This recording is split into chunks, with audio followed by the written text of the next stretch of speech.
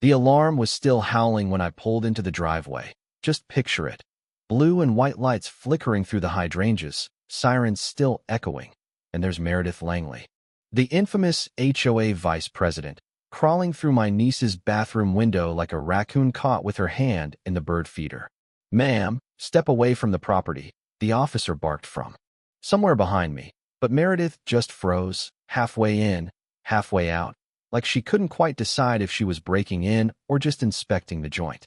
She tried to pull herself together, brushed the dirt off her knees, and snapped, "You can't just fine me for this." With that tone she used at board meetings, the one that sounds like she's talking to a dog that peed on her rug. You know what I mean? That mix of shock and smug. Anyway, I stepped out of the car, calm as could be, been through worse, and held up my phone with the security cam feed paused right on her, crawling under my sensor. "This system pings footage to my server in real time," I told her, loud enough for the officer to catch every word. "And you just triggered a digital trespass alert with location stamps and all." Her face? Priceless. Like she'd just found out the test had an extra page. Officer Delaney sized me up, asking if this was my place. "Yeah, I'm Ray Carter, homeowner, guardian to a 13-year-old girl who was inside that bathroom 5 minutes ago." And for a second, nobody spoke. Meredith's authority deflated. The whole scene just froze. Her, the cop. Even the wind seemed to hold its breath. Ava, my niece, had done exactly what I taught her. Locked the door, pressed the panic button, sent the signal. No screaming, just business. After her mom passed, I promised her no one would ever break into her world again. Not a chance. Let me back up a sec. This place isn't just 4 walls and a mortgage. It's the last piece of my sister left on Earth. When I rebuilt the house, I didn't just slap up new siding and call it a day. I rewired the grid, hid motion sensors under flower beds, disguised microphones, installed a security system you'd expect at a federal lab, not a sleepy cul-de-sac. Not because I'm paranoid, because I know what it's like to be hunted by systems pretending to keep you safe. Meredith called it folk clutter. I call it family. So now, we're standing there, the porch bench, hand-carved by Ava's dad, right where it's always been. HOA hated it, said it didn't match their visual standards. Meredith herself wrote me up, called it non-compliant. I just see Ava's little feet swinging, her dad's initials cut into the bottom. The things they want to erase always mean the most. But anyway, back to the showdown. Meredith started to sputter about her authority to inspect, waving her gloves, trying to act like crawling through a window was business as usual. Delaney's partner rolls up, cruiser lights stretching shadows all over my lawn, neighbors peeking through curtains, you know the drill. Delaney radios in, "Potential trespass, we've got footage," and just like that, the ball is rolling. Meredith tries one more time. "Ray, this isn't personal." No, it's always about control with her. I called her out, 3 fines in a month. Ava's kiddie pool, my trash bin sitting out 45 minutes late, the porch bench. All paper, no heart. She didn't have a word left. I could see her calculating the odds, face darting from me to the cop, to the cameras, and back again. For once, the system she loved so much turned on her. And you know, when you stand up to a bully, sometimes you get more than you bargained for. By the next morning, the whole neighborhood was buzzing. Meredith tried to spin it, posting warnings on the community board about escalatory behavior, trying to make me out as the aggressor. Didn't work. Mrs. Connors posted about Meredith sneaking into her yard. Mr. Bryant dug up old fines tied to public disagreements, and parents swapped stories of her threatening kids for riding hoverboards on the sidewalk. It wasn't just me anymore. This wasn't a one-off. This was a pattern, and people were finally ready to say it out loud. That's when I went digging. HOA bylaws, public records, every last scrap. Turns out, Meredith was flying blind. No written notice for inspections, no permission for trespass, and, get this, the HOA's insurance policy had lapsed 6 months earlier. She was out here playing sheriff with nothing to back her up. And the more I dug, the bigger the crack got. I needed leverage, not just stories. So, I started documenting. Talked to Jordan McCrae, the quiet guy, board member, former chemistry teacher. Good man, not much for conflict. Turns out, he'd been bullied into silence just like the rest of us. When I told him about the insurance gap, he turned white as a sheet. He handed me emails, notes, enough to show this wasn't her first break-in. She'd been faking complaints, bypassing notices, even spending HOA money on private legal advice, all under the table.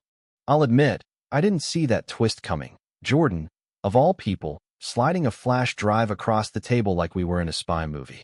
Meredith, meanwhile, doubled down.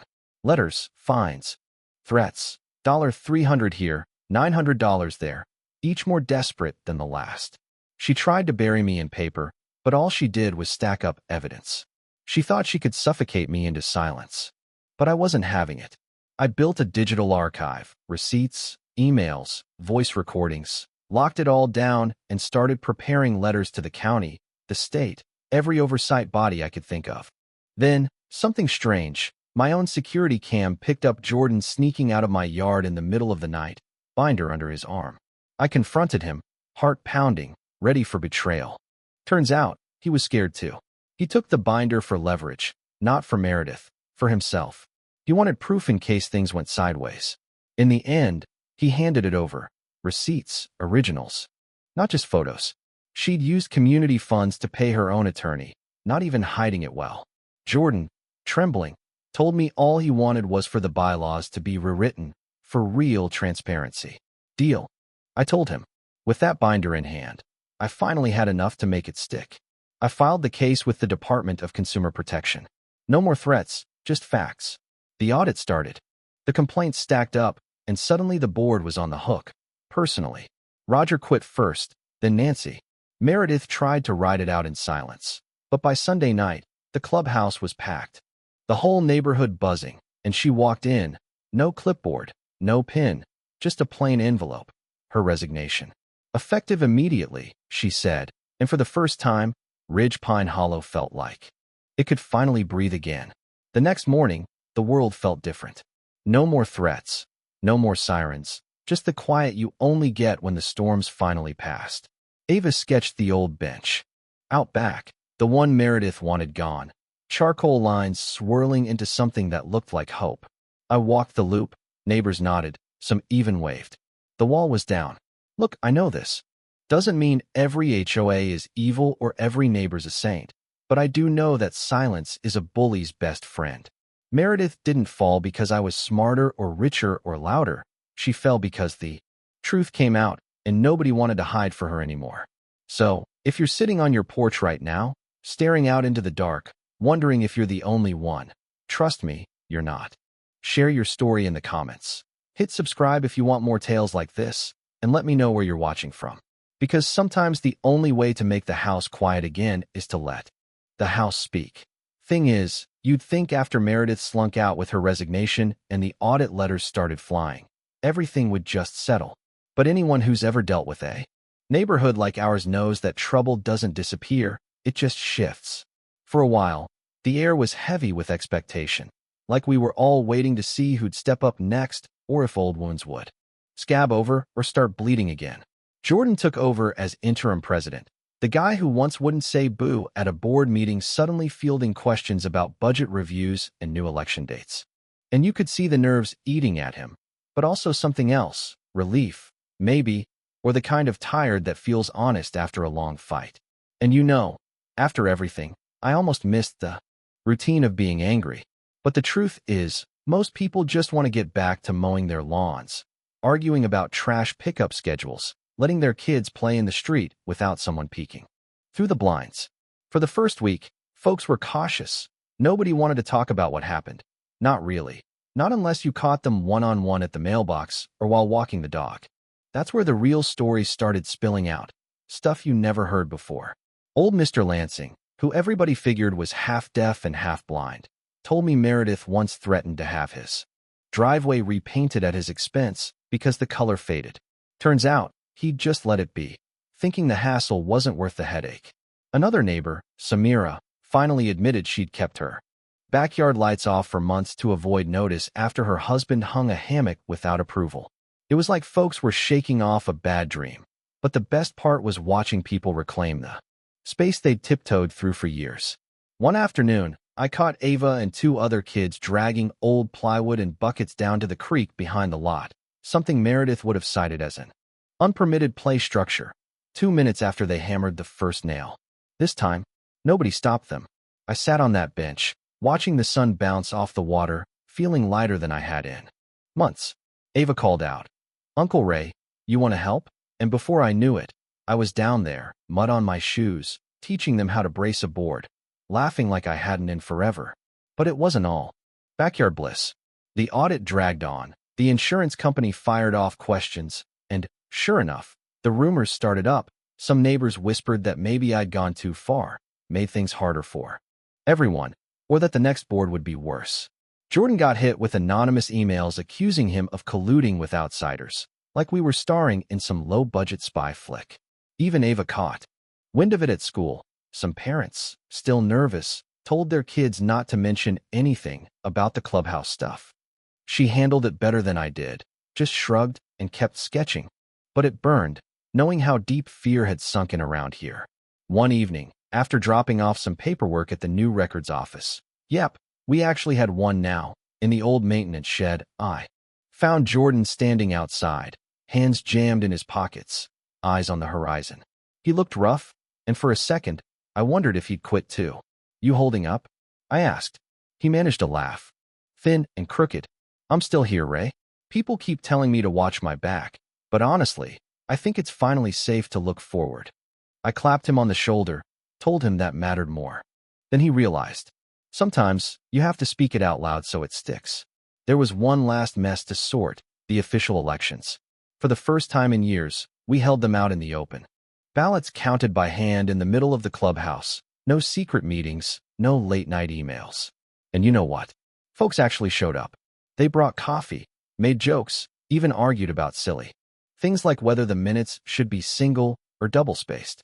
But it was real, honest-to-God democracy, and when the results came in, it wasn't just Jordan at the front. It was Samira, Mr. Lansing, even Mrs. Connors from Lot 14, the one who used to pretend not to see me on trash day. We rewrote the bylaws, stuck in a term limit, added a clause for transparency, and made sure no one person could ever wield as much power as Meredith had. The bench stayed, the kids' dam became a neighborhood fixture, and the old fines were officially tossed out. That night, as I closed up the house and checked the cameras one last time, I realized the footage wasn't for catching threats anymore. It was just proof that peace, real peace, doesn't come from hiding or fighting, but from owning your story and letting the rest of the world see it. The neighborhood's still the neighborhood. People still bicker, sprinklers still break, and there's always a new argument brewing.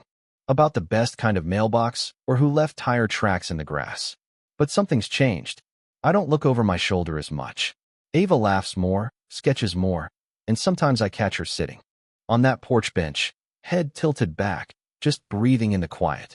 I even found a fresh carving under the bench the other day. Her name, next to her dad's, and now mine.